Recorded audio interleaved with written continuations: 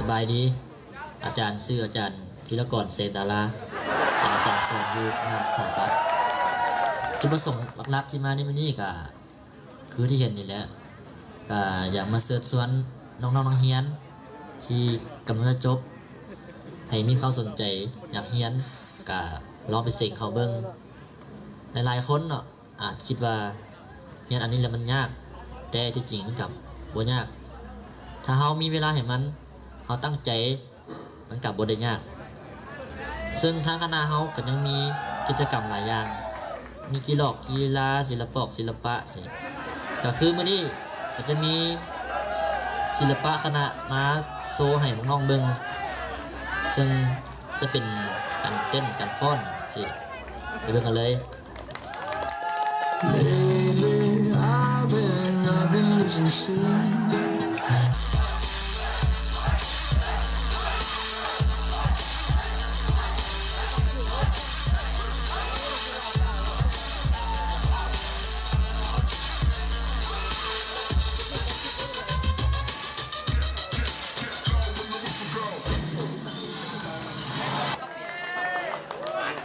เอาเป็นจังได๋ม่วนบ่ที่ผ่านไปนั่นก็แม่น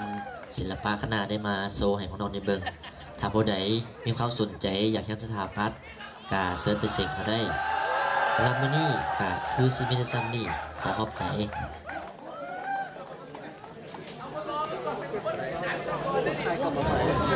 เฮ้ยคิดโทษอีพอเด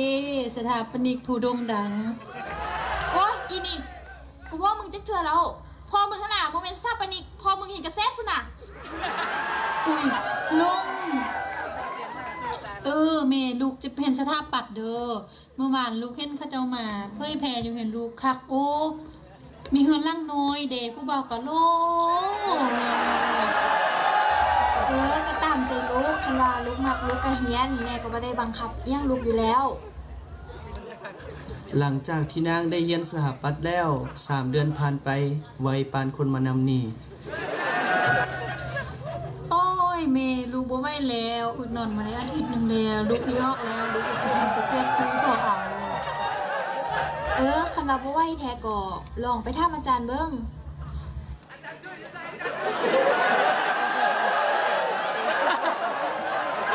อาจารย์จุ้ยน้องบ่ไหวแล้วน้องอีออกไปทำเกษตรแล้วเราไปมาเหียนสิออกหรอกโอ้ยน้องเฮียนนี่ดีแล้วก็ทางนั้นคันจบไปน่ะได้ดีเด้คันบ่ไหวแท้ๆก็งานไปยันบริหารก็ได้เห็นนึกให้พี่เจ้าก็ง่ายมาหลายอยู่นี่คือท่าน้ำเงินนี่ก็หากันง่ายมานี่เหียนอยู่นี่ก็ดีแล้วน้องทำอิฐอายก็เหียนอยู่สถาปัตย์คือกันแต่อายเฮ็ดโครงการบ่ผ่านพอนึกพาว่าบ่อายก็เลยย้ายมาเหียนอยู่บริหารคันน้องคิดว่าบ่รอดแท้ๆก็ย้ายมาเหียนบริหารก็ได้เวลาที่เหียนอยู่นี่เขาเจ้าก็สามัคคีกันดีได้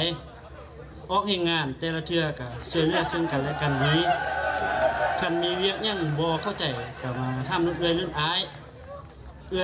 น้องรหัสเขาเจ้าก็ช่วยเหลือซึ่งกันและกันอยู่หรือคำว่าบ่ดังนั้นน้องมาเข้าศิลปะกับพวกพวกอายบ่ซะนะ